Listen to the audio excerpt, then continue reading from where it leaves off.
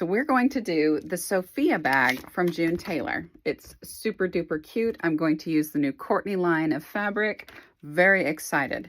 The June Tailor line comes with pre-printed batting.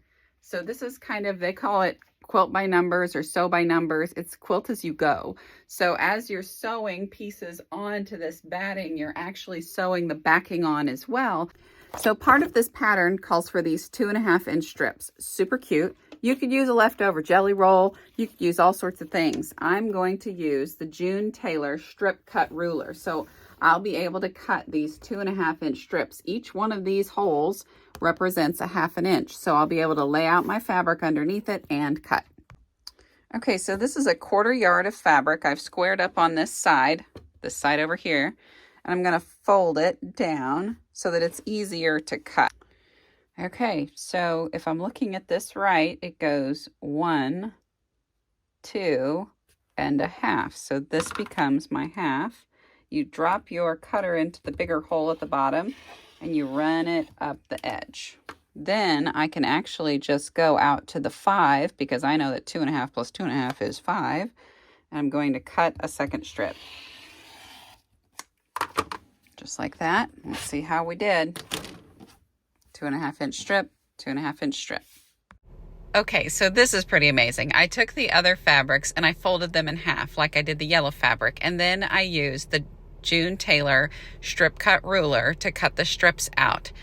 I will say I'm a huge fan of that Grace Company rotary cutter that I tried to use for this, but not for this project. I would recommend using an Olfa or a different rotary cutter to use with this ruler. Next, you trim the batting. You want to be about 1/2 inch to 1 inch away from that solid line. It doesn't have to be perfect.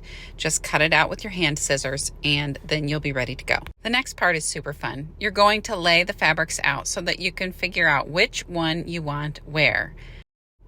If you get the kit from the Quilted Cow, there's plenty of fabric to do it a variety of different ways. When we cut the strips, we cut them with the fabric. You really only need about half that, so trim them. All right, here comes the fun part. We're going to put it together. I used the June Tailor fabric glue to glue my first strip to the number 1 place on the batting. Just smear it on the back of that first strip, then stick it down to that number 1 spot. Once you get it in place, take your next strip, lay it pretty side to pretty side, and use a pin to hold it in place. And then we're going to sew it on. Before you sew on any strips, make sure you secure the backing to it. I use June Tailor's basting spray. I recommend you spray on the batting and then you lay the batting down on the fabric and smooth it out really good. Then fold your fabric up and do the same thing over and over again until it's all stuck down. Rinse, wash, repeat until you get the backing fabric stuck to the entire piece of front batting. All right, let's make this thing work. I want you to take those first 2 strips, the one that you glued to the number 1 space and the one from the number 2 space, which is laying pretty side to pretty side, and sew down that blue line. It'll be about 1/4 inch in. Make sure you sew all the way through to the backing fabric as well. Now here's the hard part. Don't iron. Don't iron every time you get a strip in. You're going to use this little magic wand to press it down, or you can use one of those rolly thingies, but don't iron. Just press that seam with the little wooden thingy. Okay, little tip. If you are doing the quilt as you go, which is going super duper well on the front, make sure you're managing your fabric on the back. I didn't have, this part didn't stick down, I guess, or I didn't do something right. So now I've got to seam rip this out a little bit and resew. Not a big deal, but just watch what you're doing on the back. Okay, so the little edge pieces are interesting. So see how 12 and 11 are separate. So they're shorter pieces, and you just do them the same way you have been doing them according to the instructions. So I'm actually going to pin these on, not pin my finger like I just did. And I'll do the top one next. Okay, so it's not fully written in the instructions. It just says keep using the numbers, which makes total sense. So I'm going to take the 1.5 inch piece of fabric, and it goes on 13 which is this, and 15, which is that. Now, I didn't trim all my strips to be perfect, so I'm going to have to eyeball a little bit, but that's why there's a little line. If you look here, see there at the end, there's a little line that goes out past the edge. That's what you're going to use to line up with on the base side so that you have it all together. Okay, so I want my top line here to lay down with that line there and make it go all the way across. Now, this is just because I didn't do them straight to the edge. It's totally okay. It's going to be covered up. But I'm going to pin it, and then I'm going to stitch it, and then we'll fold it up to here, and then we'll add this next piece. Okay, so next we do this 5-inch piece. And I am going to trim this up a little bit because I think it's going to get a little difficult if I don't. I'm going to try to get this as close as possible over here, and then I'm going to trim up the other side. Okay, so we're going to trim out this little block. This is marked on the batting. You just trim it out, and this is how we're going to get those boxed corners. All right, so you fold this so the pretty sides are facing one another, like that. So this is my interior.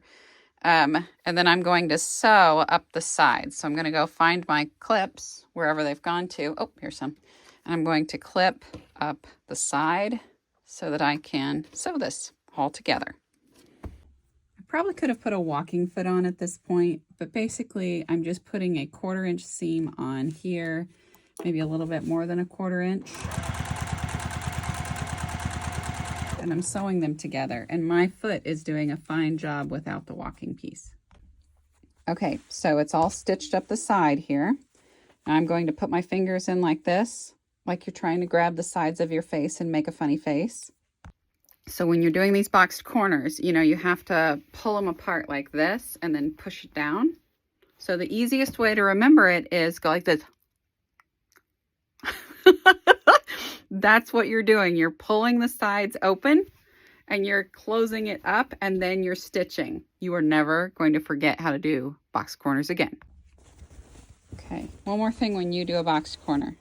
You're wanting to have this lay as straight as possible so that your corner seems more cornered, more squared. So one thing that I would do different that the pattern doesn't call for. So it tells you to put your pretty sides, your exterior together so your lining is out. And then it says stitch a 1/2 inch seam. However, if you were to put it with your lining side in first, and you were to stitch up the sides, it would look like a raw side on the outside, then with like 1 inch. You're going to need like 1 inch seam. Then flip it like this. You wouldn't have a raw seam on the inside. And I don't love that. That kind of, you know, it's such a cool bag. I wish they would have done it that way. But that's okay. I'll do it next time when I do another one of these bags. Okay, so it's super cute. Absolutely adorable. I have to put a binding on. Y'all know I don't know how to do that, but I'm going to figure it out. I have to put the straps together. And that'll be a lot of fun because I've got leftover fabric if I want to use it, or I've got this super cute pink fabric if I want to use it, but I'll make that work later. Just so you know, this is a great buy. June Tailor, the Sophie bag, and go to the Quilted Cow and get the Courtney fabric to do it in because it's super cute.